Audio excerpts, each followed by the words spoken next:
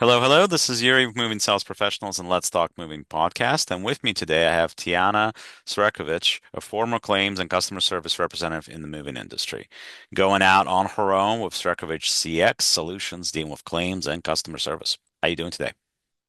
Not bad, Yuri. Thank you so much for having me here. No problem. Thank you for joining me. So, how did you get started in the moving industry?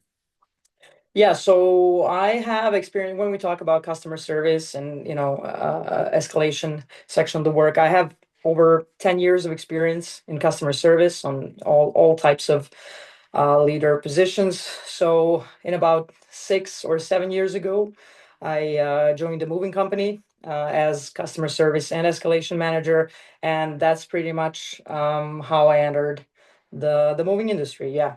So, what has led you to opening your own company? What have you discovered while Oh, I've entering the industry? I've discovered a lot. I've discovered a lot. So yeah, when I started my position in the moving company, pretty much the system for handling escalations and complaints wasn't on the level where I wanted it to be. So, I worked hard for those years, during those years, just to, sort of bring it up a level or two. And when I did that, I decided, it's time for me to open, something for myself. I basically did pretty much everything in that moving company that I could. I helped. I like to think, as much as I could during that time. So, I just enjoy customer support. I just, enjoy resolving issues for people. And I think that's actually the main reason why I started this, because you have to like it. You have to. I know it's not common for a person to enjoy escalations and handling issues for the customers, but you either love it or you don't. As simple as that. You either can do it or you cannot do it for so long. And now for a word from our sponsors. If you're a moving business owner, you may have already heard of Moversville, an email marketing service that helps moving companies increase, repeat, and referral business. But have you heard of Moversville Connect? Moversville Connect is an incredible resource for all things moving. They feature an array of vendors and services that cater specifically to the moving industry. You can find companies that provide moving software, moving sales services, marketing services, moving equipment providers, and much, much more. Visit moversville.com today to learn more. I think what it comes down to is when are those issues, quote unquote, self-inflicted or not? Because in a lot of cases, you have moving companies that are more worried about the mighty dollar than they are about providing a great experience for a price. Obviously, we want to make sure that we sell value to the customer, but part of that value has got to be the customer service. Part of that value has got to be listening to people, taking care of them and their needs. And I think that what a lot of moving companies deal with is the fact that there's a lot of these issues are self-inflicted, either because the sales reps were promised and then the people that show up under deliver, or those two things need to go hand in hand. Absolutely. If you're underquoting consistently, that your problem is underquoting. You're making Absolutely. promises and promising rates and prices that you cannot deliver because it's not realistic, right? And then what I Absolutely. find working with multiple companies is that you have companies that it takes them an 2 hours to move 1,000 pounds worth of furniture, or you have companies that takes them an hour, or you have companies that takes them in, 45 minutes. It all depends on what you have and what kind of crew you have. Like I was very surprised the other day, one of my clients, it was supposed to be it was 2,000 cubic foot job, so 14,000 pounds worth of stuff. I provided a quote that was for 8 hours, six guys, two trucks, which is a very realistic quote for that type of job, maybe a little bit over, but it's not something that you should have an issue with. And customer booked for this, no problem, right? And then three guys showed up to two trucks. And when I heard about this the next day, I thought, holy crap, because I first of all, by that point, I already knew that they completed the job in 6.5 hours. Yeah. I did not know that there were three Crazy. people. So when I heard, it's not that I grabbed my head, it's more I was surprised that you had guys that were able to work that efficiently, and the lady was not happy about the fact that she got overcharged. Obviously, she paid for six people, three people show up, Yep. but at the end of the day, she was exhilaratedly happy about the guys and the fact that the work was completed. There was no complaints about anything being broken. There was no complaints of whatever. It was more about specifically, Yeah, I mean, I've seen situations like that too many times with a lot of other companies. Maybe, I mean, from my experience, sadly, I think it's vast majority of the moving companies that encounter same issues. It's either, I mean, I would say like 70 to even 80% of the time they will be lowballing.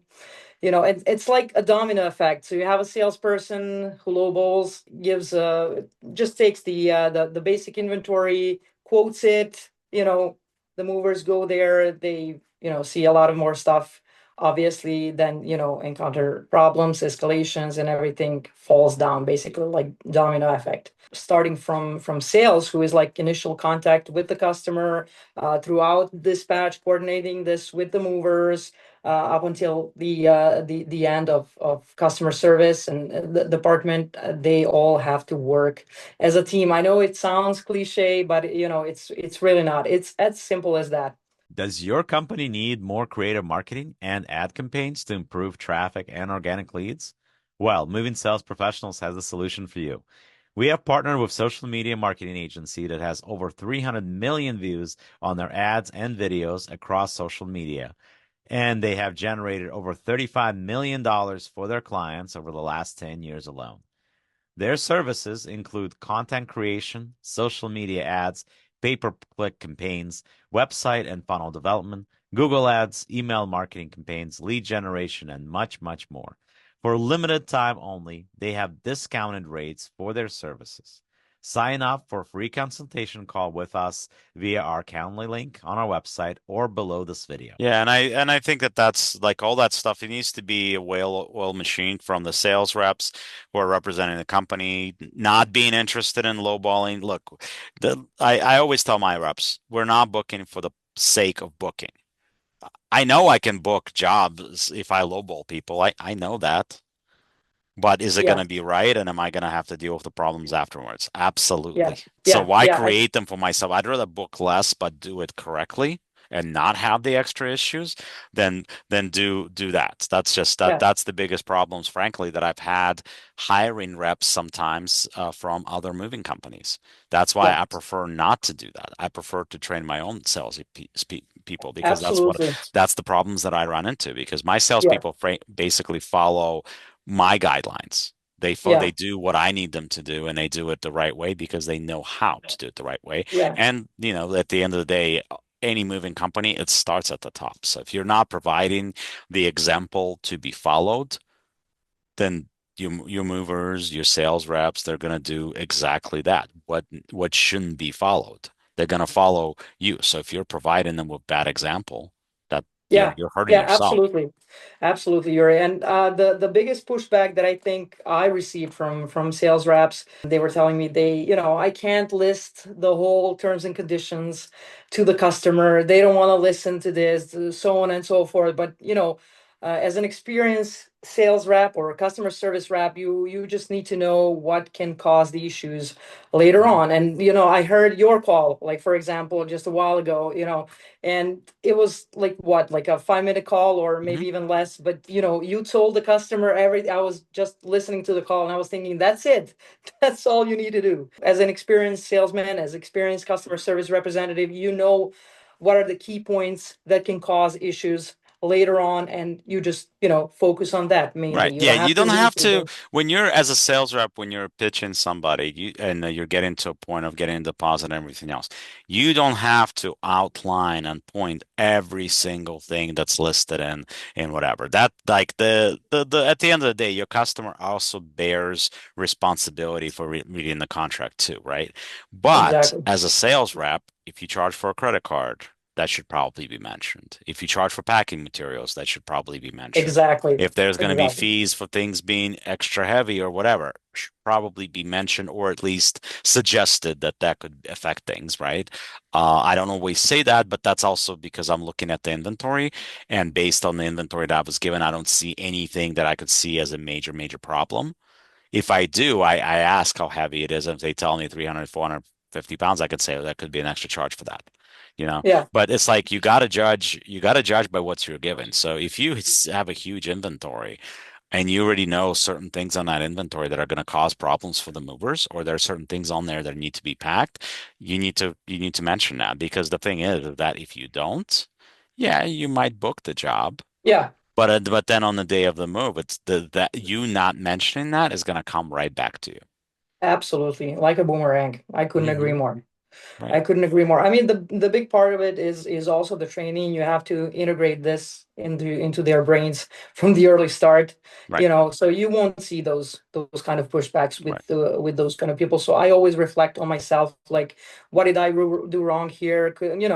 Could have been is it about the training? Is it about the feedback? Do they do not, get enough feedback, or so on and so forth? So you have to take ownership and, accountability, especially as a team leader, manager, or whatever the leader position it is. Right. Yeah, absolutely. And that's the type of stuff we have to deal with. So, what recommendations for how movers can avoid claims and payouts that you would like to make? What would you suggest? What would you recommend? What's the biggest issue for you? Besides the customer communication, which is pretty much obvious, I would say proactivity.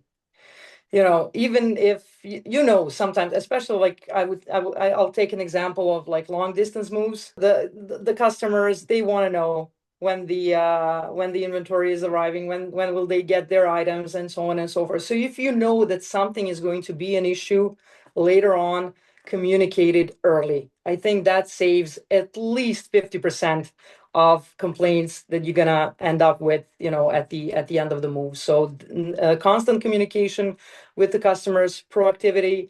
Do not be afraid to say bad news. It's always better if you have bad news to reach out to the customer, and tell them the bad news, then wait for them to reach out to you. So that's what I've seen throughout my career in the moving industry. I would absolutely say proactivity and communication as a number one factor in handling those.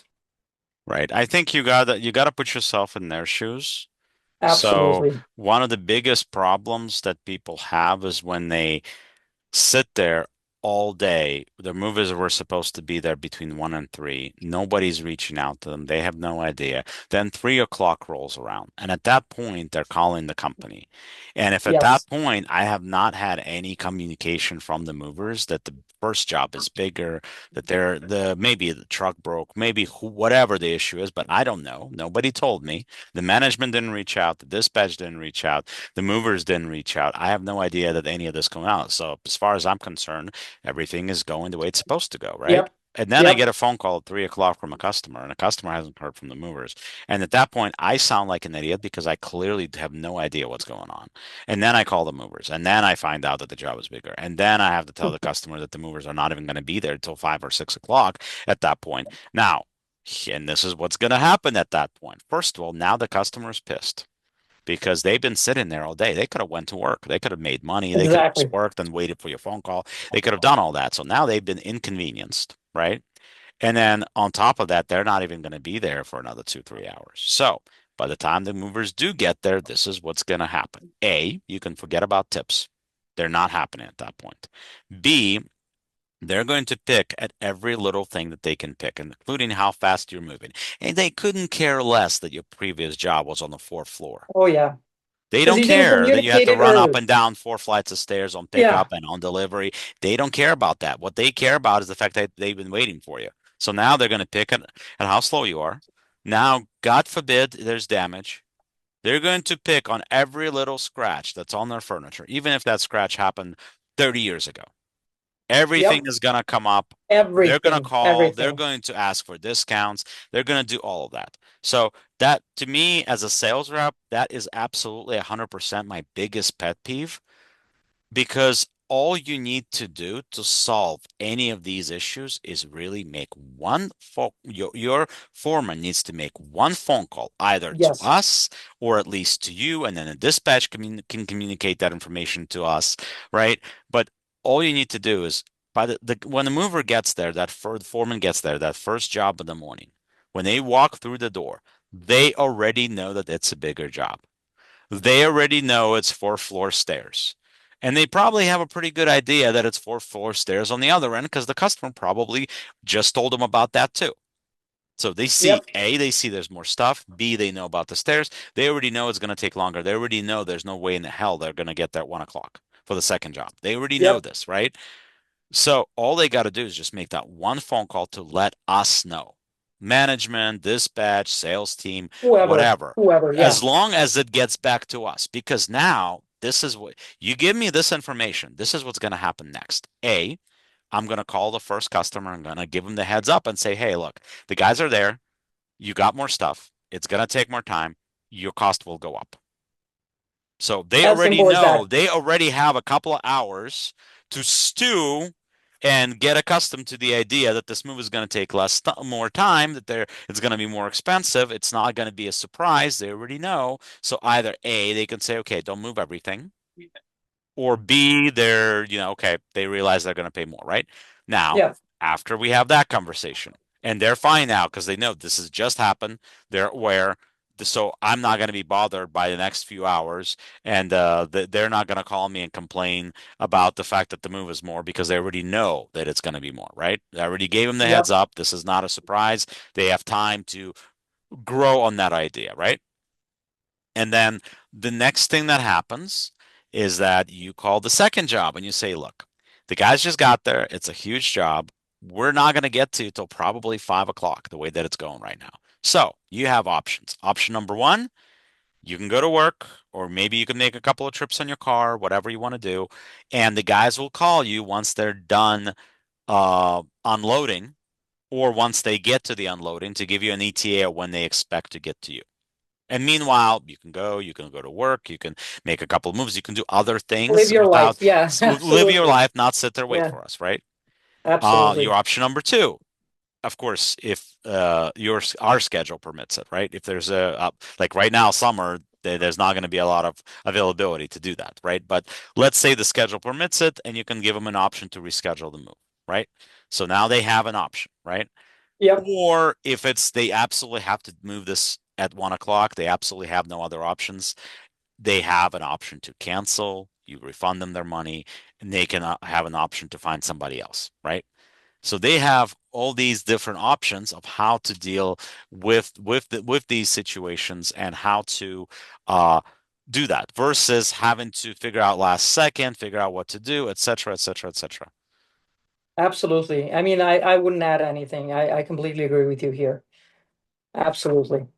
Absolutely. I mean, I've seen it so many times. So those are all things that are important. And having that conversation, you're giving them options versus, and at that point, they make a decision, Just be whatever, transparent. That's right, all. Be whatever decision transparent they, and they make. Let's say that they stick to it and they keep with that move, right? And the guys get their five. When they walk through the door, the customer's not upset. They're yep. not angry at the movers.